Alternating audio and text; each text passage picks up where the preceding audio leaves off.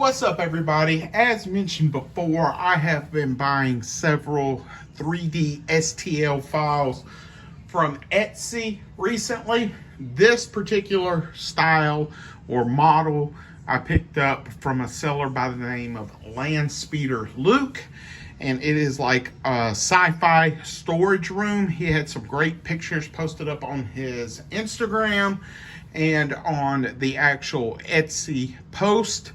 And I have been finding and looking at so many different STL files, it actually made me go out and purchase a bigger 3D printer, which I upgraded from the FlashForge 3 to the FlashForge 4 in order to have a bigger bed size.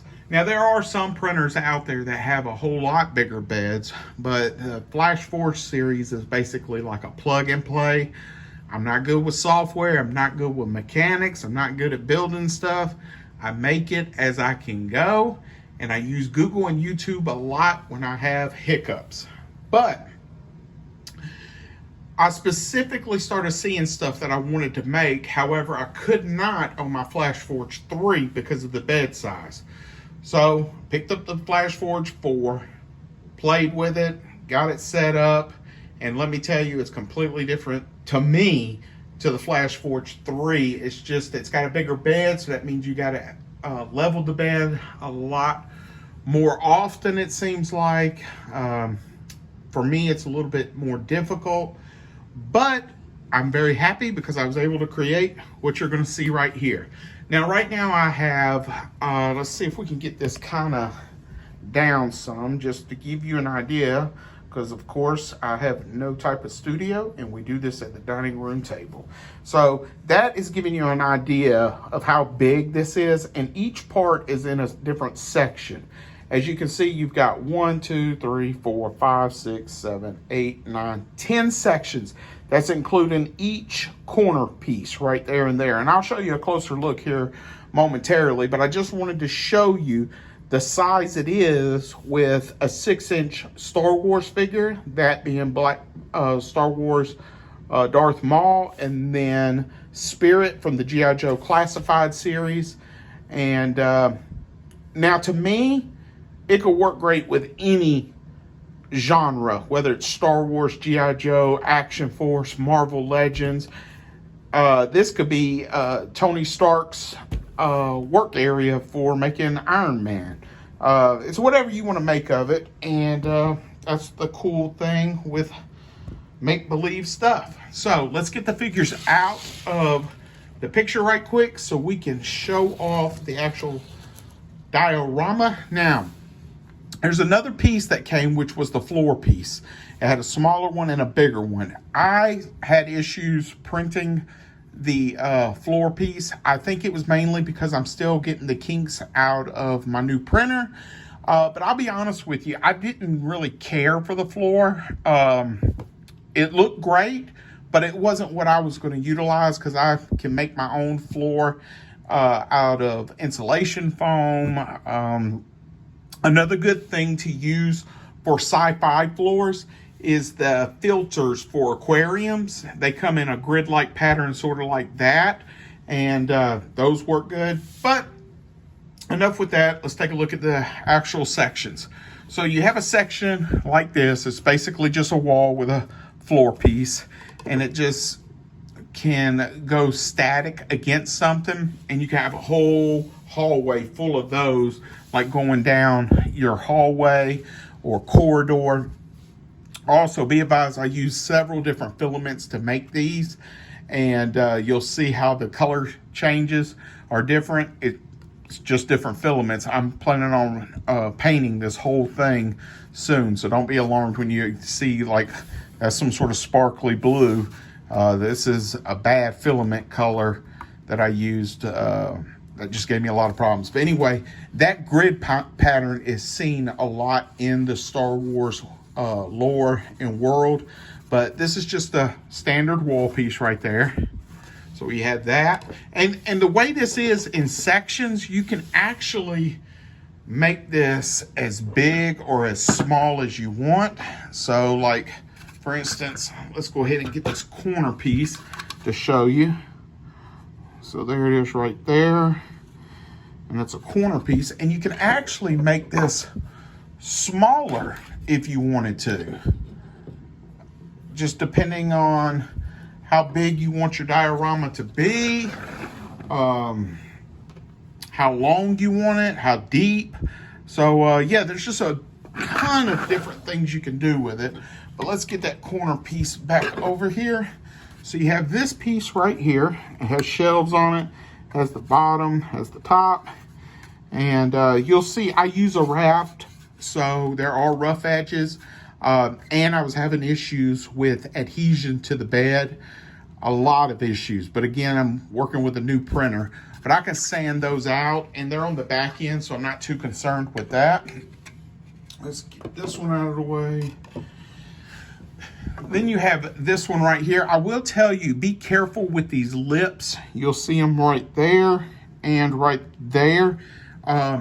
Depending on your settings when you print these, I didn't use enough infill, so it wasn't as thick as it should have been.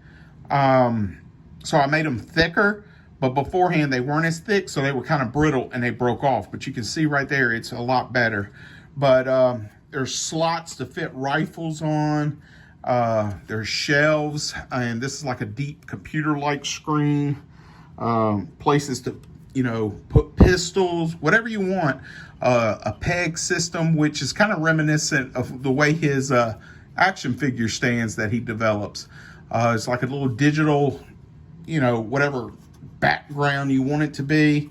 So you have that section right there. Of course, I showed you the corner piece right there.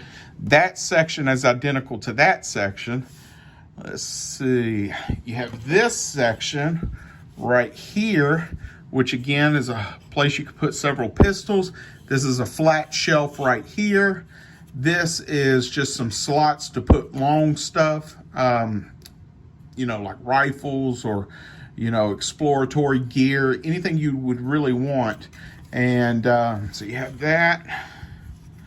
And then you have this section, which normally you would have 3 down here and 3 right here, shelves. But if you can see right there, mine broke off, which is fine because I can put a taller thing right there in my shots.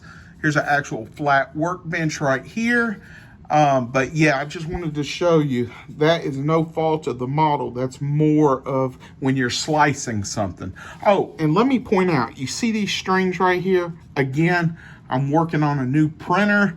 So you can see compared to this, they were looking quite rough.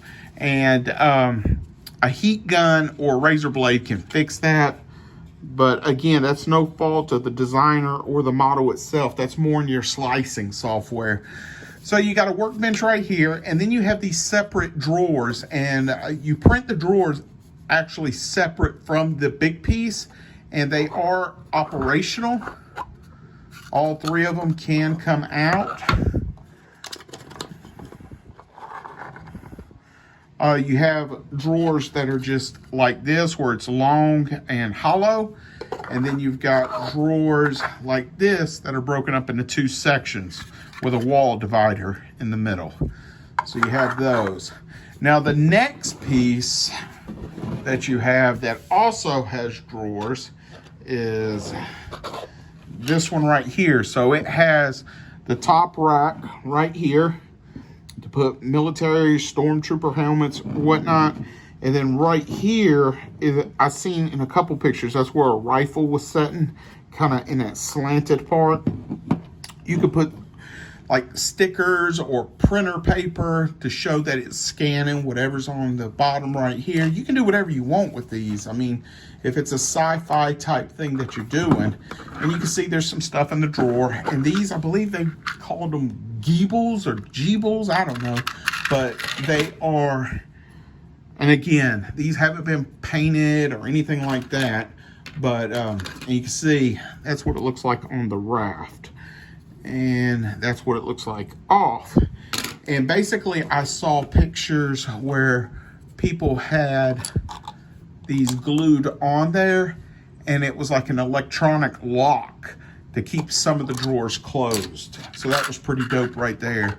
So yeah, I'm planning on putting some paint on all of these and rocking and rolling from there.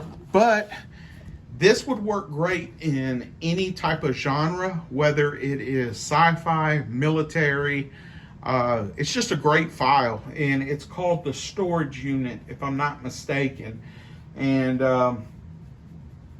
give it a shot. If you're not into 3D printing, I would suggest getting like a Flash Forge type model where it's basically just a plug and play.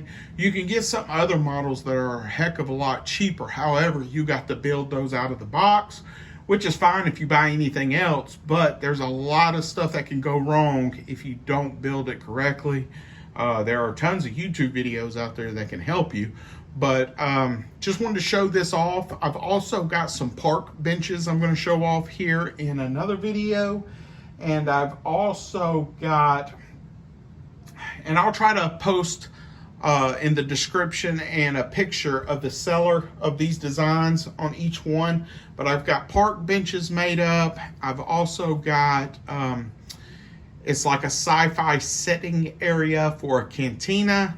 And I also have the entire bar, which is still being printed from Mos Eisley in Star Wars A New Hope. And that is when Obi-Wan Kenobi first meets up with Chewie and Han and hires them. And that one has definitely taken a while to print. But yeah, I'm wanting to show those off. And if you're interested in maybe checking them out yourself, you can find them on Etsy. But yeah, this was a fun, very meticulous print job, and it took a long time to print. I'm not going to lie. I think it would have taken a lot less time if I hadn't have worked out, if I was working out the kinks in a brand new printer.